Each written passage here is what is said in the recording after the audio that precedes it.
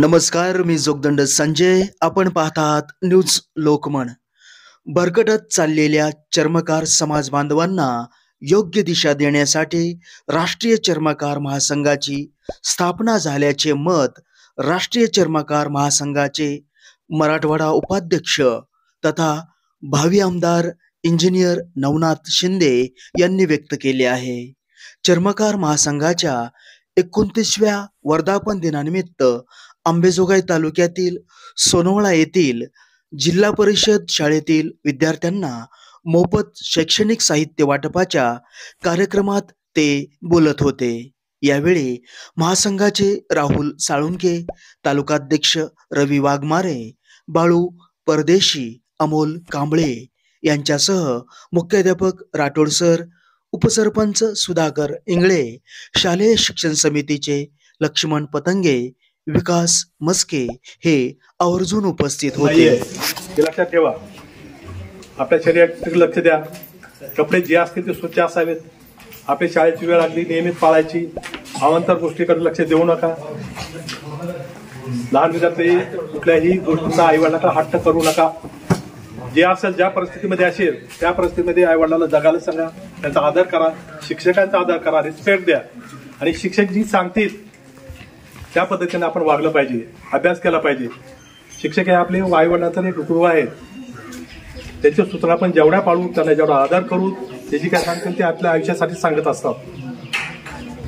आपल्याला आता तक्रारी होतात की शिक्षकाने मला मारलं, घरी जाऊन आईवडिलांना आपण तक्रार करतो, मग आवडेल येऊन काही शिक्षकांना बोलणार. आता तसे प्रकार राहिलेले नाहीत. परंतु तरी पण तुम्हाला शिक्षक जे मारतो तो प्रेमापोटी मारत असतो, तुमच्या कल्याणासाठी मारत असतो. तुम्हाला जो रागवत असतो तो तुमच्या कल्याणासाठी रागवत असतो. त्यातल्या कुठलीही गोष्टी मनावर घ्यायच्या नसतात. अभ्यास करा, चांगल्या मार्कांनी पास व्हा, चांगले ध्येय ठेवा, चांगले उद्दिष्ट ठेवा. तुम्हाला सर्वांना माझ्या शुभेच्छा. धन्यवाद. थांब.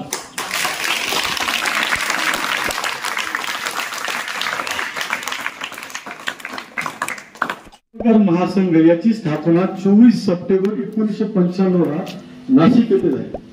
त्यावेळेस राष्ट्रीय चर्मकार महासंघाचे संस्थापक अध्यक्ष सन्माननीय माजी समाज कल्याण मंत्री बबनराव शंकरजी घोलप यांनी ही संघटना स्थापन केली. त्यांनी संघटना याच्यासाठी स्थापन केली की बाबा जे होत करू गोर गरीब अन्याय अत्याचार बहुजन समाजाचे असतील, इतर समाजाचे असतील, यांना कुठेतरी एक न्याय मिळण्यासाठी, एक न्यायाची स्थापना होण्यासाठी, कुठेतरी यांच्यासाठी एक लढा उभा करण्यासाठी त्या सन्माननीय आमचे बबनराव घोलप साहेबांनी एक राष्ट्रीय चर्मकार महासंघ म्हणून एक स्थापना केली.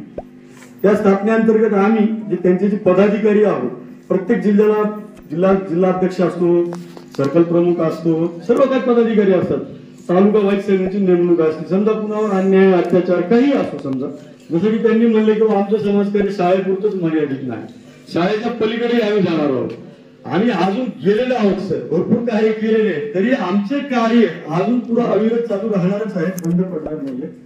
आरोग्य असेल, पोलीस स्टेशन असेल, न्यायालय असेल, कुठेही अन्याय अत्याचार झाला तर आम्ही त्वरित तिथं हजर होतो. की राष्ट्रीय चर्मकार महासंघाचे आणि विशेषतः गडकर सरांना व माझ्या गुरुजन वर्गाला सांगणे मला महत्वाचं वाटतं, आमची ही संघटना अराजकीय आहे.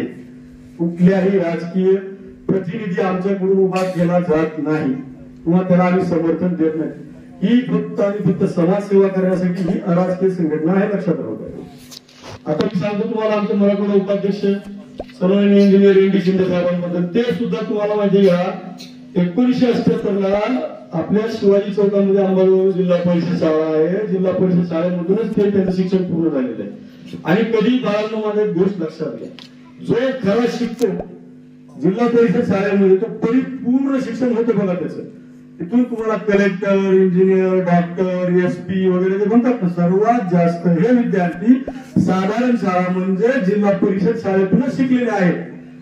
लक्षात, तुमच्यासाठी बोलल्यानंतर तरी तुम्ही सर्वांनी टाळ्या वाजवायला पाहिजे. सर्वांनी सांगितलं नाही तुम्हाला टाळ्या वाजवायला, टाळ्या वाजवा. तुमचा काय उत्साह मला बघू द्या, काय उत्साह आहे. तर त्यांनी त्या शाळेमधून पास होत अत्यंत प्रतिकूल परिस्थितीमधून जाऊन, माझा जन्म 1985 चा आहे, त्या दिवशी त्यांची इंजिनिअरिंगची सार्वजनिक बांधकाम विभागाची पहिली जॉईनिंग केली. तिथून त्यांनी त्यांच्या चालू सर्व्हिस मध्ये त्यांनी फक्त एकच ध्येय ठेवलं, समाजसेवा समाजसेवा समाजसेवा. सर्व्हिस चालू असताना त्यांनी भरपूर संघटनांना समाजसेवा संस्थांना देणग्या वगैरे देणे केले. आता रिटायर झाले म्हणून त्यांनी स्वतःचं एक जीवन पूर्ण समाजसेवेला प्रदान करण्याचा त्यांनी एक निर्णय ध्यास घेतलेला आहे. ठीक आहे.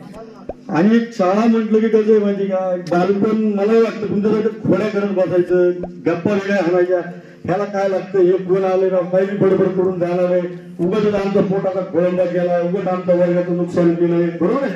आम्ही दंगा करत होतो, विनाकारण सरम नाही काही काम ग्राउंड मध्ये आणून बसवले, तसं काही नाही बाळानो. हा एक खेळखोरपणा, फळसाडपणा अंगी राहावा लक्षात.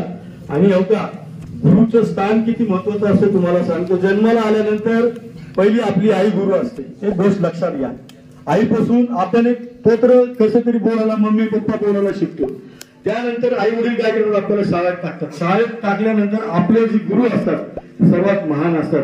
कारण काय असतं, हे आपलं जी बौद्धिक क्षमता जी आहे ना ती पुरी असते बाळांना. पुरी म्हणजे त्यात काहीच भरलेलं नसतं. वाईट चांगलं जे भरायचं जे असते ना ते आपला गुरुजन वर्ग करत असतो. आणि गुरुजन वर्ग कधीही कुठल्याही विद्यार्थ्यांना वाईट गुण कधीही शिकवत नाही. तुम्हाला